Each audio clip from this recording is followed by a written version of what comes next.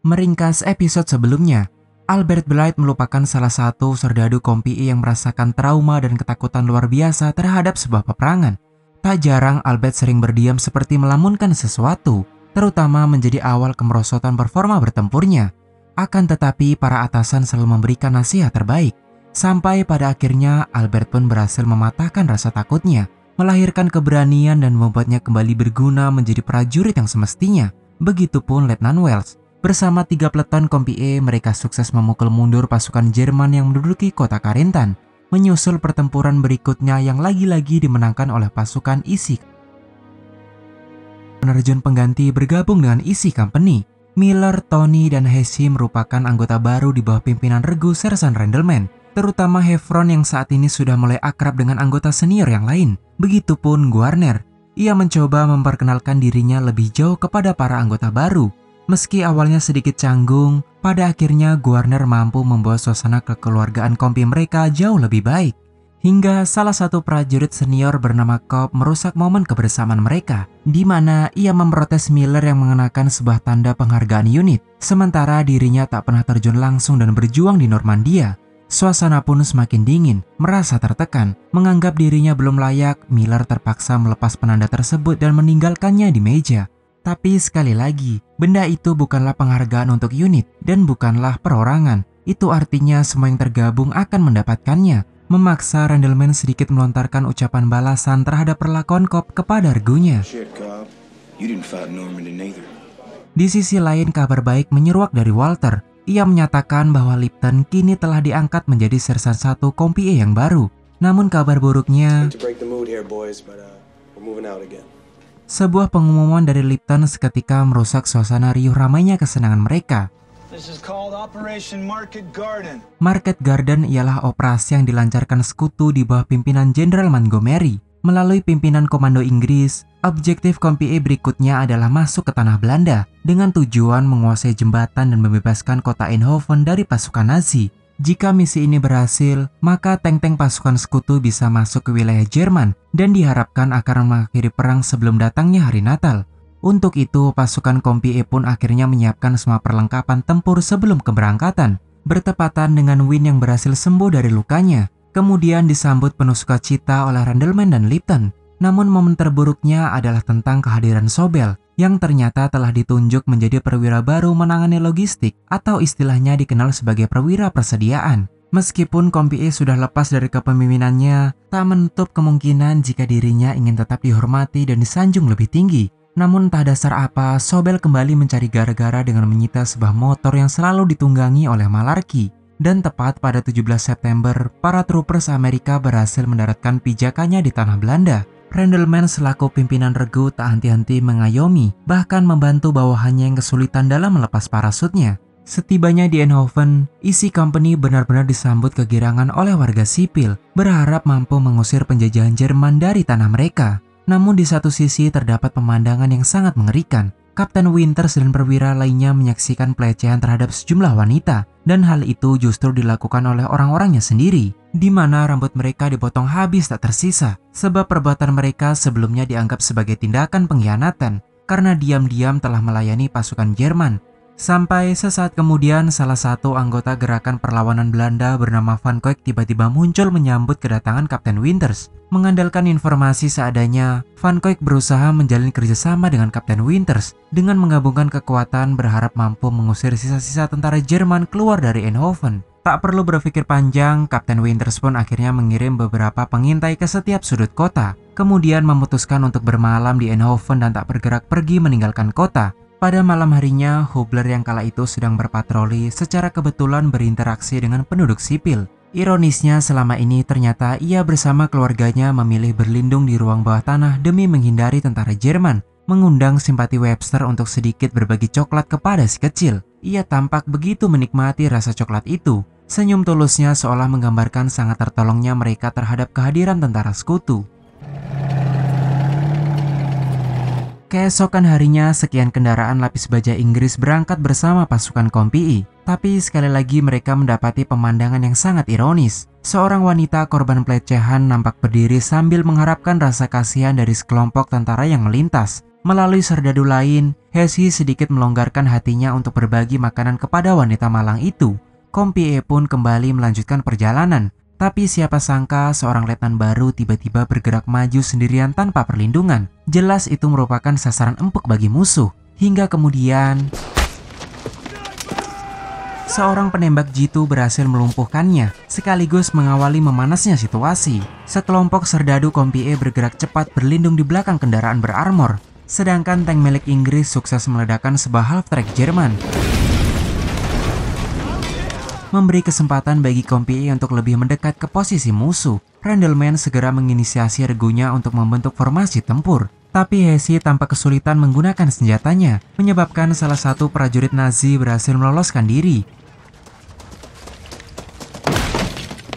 Kompie yang tak tahu posisi pasti dari musuh hanya mampu bergerak mengandalkan bangunan sebagai benteng perlindungan, tentu dengan harapan tak menjadi sasaran tembak berikutnya. Martin yang berada sedikit jauh di posisi depan langsung menghentikan pergerakannya setelah ia melihat tiger tank Nazi berkamuflase di balik setumpuk jerami. Lantas Martin segera menginformasikan kepada tank-tank sekutu untuk mewaspadai bangunan di seberangnya. Namun karena terhalang pepohonan, si pengemudi enggan untuk menembakkan meriamnya sebab peringatan Martin bertolak belakang dengan perintah atasannya, di mana ia diperintahkan tidak boleh menghancurkan bangunan-bangunan yang tidak perlu.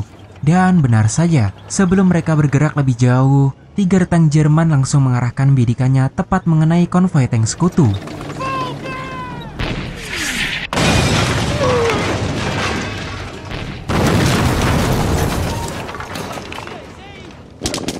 Bahkan Randleman terpaksa terpisah dengan kawanannya, memaksanya berlarian menghindari rentetan tembakan senapan mesin Jerman. Ledakan tersebut cukup membuatnya terpental ke dalam parit. Sekelompok tentara Jerman pun mulai mendekat. Belum lagi sebuah bangkai tank yang terus berjalan ke arahnya. Randleman berusaha keras merangkak menjauh dari giringan musuh, hingga pada akhirnya tank tersebut menabrak sebuah tiang, meninggalkan Randleman yang entah bernasib apa. Sedangkan serdadu Kompie lainnya berlarian tak tentu arah. Mereka mulai disudutkan dengan perlawanan tentara Jerman. Satu persatu korban mulai berjatuhan. Ledakan demi ledakan menghancurkan tank-tank sekutu, mengendorkan serangan pasukan Kompie, tapi tidak dengan Letnan Compton. Satu tembakan pelontar granat berhasil melumpuhkan senapan mesin musuh, memberi kesempatan bagi rekan-rekannya untuk keluar dari persembunyian dan mundur. Tapi seperti tak ada celah, Miller yang belum beranjak pergi dari lubang harus tewas mengenaskan setelah sebuah peluru mortar mendarat tepat di sebelahnya. Sementara serdadu lain benar-benar menghindari situasi horor tanpa perlawanan berarti. Bahkan Letnan Compton harus tumbang setelah timah panas bersarang di bagian bokongnya. Tapi untungnya Malarkey bergegas cepat mendobrak pintu yang digunakan untuk menyeret Letnan Compton mundur dari pertempuran. Fakta yang sesungguhnya mereka benar-benar gagal dalam ambisi besar operasi Market Garden dan mau tak mau harus menerima fakta kekalahan telak pasukan sekutu. Di saat yang bersamaan, Lipton mengkonfirmasi bahwa 4 prajurit telah gugur dan 11 lainnya terluka. Tentu di sisi lain Martin tak henti-henti berharap cemas akan hilangnya Randleman. Tetapi keberuntungan berkata lain. Tanpa diketahui rekan-rekannya, Randleman ternyata masih hidup. Ia memilih bersembunyi di balik gelapnya gorong-gorong sembari menunggu tentara Nazi melintas menjauh. Waktu pun berganti malam, tetapi Randleman tetap bersembunyi di sebuah kandang penuh jerami. Namun tanpa diduga, sesosok pria berbadan besar tiba-tiba masuk ke kandang tersebut. Randleman yang was-was setengah mati tanpa pandang bulu bersiap menerkamnya. Sebelum ia menyadari bahwa pria itu sebenarnya tak berbahaya sedikit pun. Justru dengan senang hati malah membantu merawat luka Randleman. Tapi seakan mimpi buruk terus mengikutinya, sekelompok tentara Nazi datang mengadakan patroli, menyebarkan sebagian unitnya ke penjuru kota, tak terkecuali kandang yang Randleman tempati. Randleman pun perlahan-lahan mengencangkan bayonetnya. Bermodalkan tubuhnya yang besar, Randleman berhasil membunuh serdadu Nazi tanpa perlawanan berarti. Percikan darah melekat pada wajahnya. Kemudian demi menghindari kecurigaan, ia segera menyembunyikan mayat targetnya menggunakan jerami. Namun sama halnya di Prancis, lagi-lagi Kapten Winters harus menyaksikan kota tetangga yang diluluhlantakan oleh artileri Jerman. Tampaknya sang kapten sangat kecewa karena tak mampu melindungi kota Eindhoven. Akibat kekalahan mereka, tentu penduduk sipil sekali lagi mengalami teror dari tentara Nazi. Sementara Guarner kembali meyakinkan kepada rekan-rekannya jika Rendelman pasti masih hidup. Apalagi mereka sedikit pun tak menemukan jejak-jejak atau mayat Rendelman. Demi memantapkan ucapan Guarner, sejumlah serdadu dari Compie mengajukan diri untuk melakukan misi bunuh diri. Itu artinya mereka terpaksa kembali ke kota yang telah diduduki Nazi untuk mencari Rendelman. Hubler, Tony, dan yang lainnya berjalan perlahan melalui parit, mengendap-endap menghindari sekelompok pasukan kavaleri Nazi yang melintas. Meski sempat ketakutan, namun pada akhirnya mereka berhasil menemukan Rendelman dan kembali bergabung dengan anggota Compie lainnya. Para serdadu airborne tampak senang dengan kembalinya Rendelman di Compie mereka, tetapi belum sempat bernafas lega. Teriakan perintah dari atasan memaksa mereka untuk bersiap pada keberangkatan berikutnya. Truk-truk militer perlahan beranjak pergi dari markas, mengangkut sekian peleton Compie ke medan pertempuran, tak terkecuali Rendelman. Cedera yang ia alami seperti tak mengendorkan semangat bertempurnya, bahkan sempat memandangi Kapten Winters dengan tatapan rasa bangga. Namun sisi buruknya, Nixon menginformasikan jika mungkin pihak Jerman telah menyusun ulang strategi dan tak menutup kemungkinan jika pasukan sekutu akan menghadapi kendaraan lapis baja yang lebih banyak. Tapi nampaknya Kapten Winters tidak terkejut ataupun gentar terhadap ancaman tersebut, melainkan lebih memilih maju daripada harus mundur. Pada akhir episode, sebuah konfirmasi menyatakan bahwasannya Market Garden adalah operasi beresiko tinggi yang gagal total. Bisa dikatakan usaha sekutu untuk mengakhiri perang pada tahun 1944 tidak berhasil, apalagi korban jiwa tak terhindarkan. Dan tercatat, Resimen 506 telah kehilangan 180 prajurit dan 560 orang terluka. Dari keseluruhan Airborne 101, pihak Amerika kehilangan 750 prajurit dan 2100 mengalami cedera. Sedangkan pasukan Airborne Inggris justru menelan korban jiwa yang lebih banyak, yakni terhitung berjumlah 8.000 prajurit.